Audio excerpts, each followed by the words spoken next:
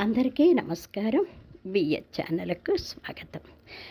గేయ రూపంలో చెప్తున్న రామాయణాన్ని వినండి. శ్రీరాముని యొక్క అనుగ్రహాన్ని పొందండి. దయచేసి మన ఛానల్ని చూస్తూనే ఉండండి ప్లీజ్ అండి.